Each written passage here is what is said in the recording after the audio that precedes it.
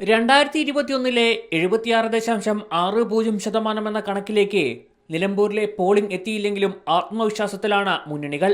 74.35% നിലമ്പൂരിൽ പോളിംഗ് രേഖപ്പെടുത്തിയത്. ഇത്തവണ PV അൻവർ പിടിക്കുന്ന വോട്ട് വിജയത്തെ ബാധിക്കില്ലെന്നാണ് UDF ക്യാമ്പിലെ വിലയിരുത്തൽ. കോൺഗ്രസിനും ലീഗിനും നല്ല സ്വാധീനമുള്ള നിലമ്പൂരിൽ സ്വന്തം വോട്ടുകൾ ചോരാത്ത തരത്തിലുള്ള പ്രവർത്തനം നടത്തിയതിലാണ് UDFന്റെ ആത്മവിശ്വാസം കൂട്ടുന്നത്. നിലമ്പൂരിൽ തോൽവിയുടെ കൈപ്പറഞ്ഞ ആര്യാടൻ ഷൗക്കത്ത് ഇത്തവണ നേരത്തെ പ്രചരണം ആരംഭിച്ചതും അവർക്ക് ആത്മവിശ്വാസം നൽകുന്നുണ്ട്. അതേസമയം പോളിംഗ് ശതമാനം വലിയ രീതിയിൽ ഉയരാത്തത് LDFനും ആത്മവിശ്വാസം നൽകുന്നു. പാർട്ടി ചിഹ്നത്തിൽ ഒരു സ്ഥാനാർത്ഥി മത്സരിക്കാനെത്തുമ്പോൾ വോട്ട് ചോരില്ലെന്നാണ് CPMന്റെ പ്രതീക്ഷ.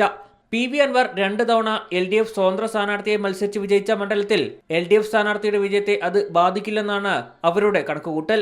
75,000 വോട്ട് ഒറ്റയ്ക്ക് നേടുമെന്നാണ് PV അൻവറിന്റെ അവകാശവാദം. ആദ്യം പിണറായിക്കെതിരെ സംസാരിച്ച PV അൻവർ പിന്നീട് VD സതീശനെതിരെ ശക്തമായ നിലപാടെടുക്കുകയും ചെയ്തിരുന്നു. ഇത് വോട്ടായി മാറുമെന്നാണ് PV അൻവറിന്റെ കണക്കുകൂട്ടൽ.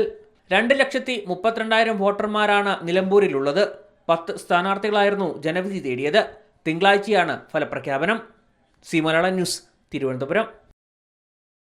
ഏറ്റവും പുതിയ വാർത്തകളും വിശേഷങ്ങളും വിരൽ തുമ്പിലറിയാൻ മലയാളം ന്യൂസ് എല്ലാ ഡിജിറ്റൽ പ്ലാറ്റ്ഫോമുകളിലും ലഭ്യം.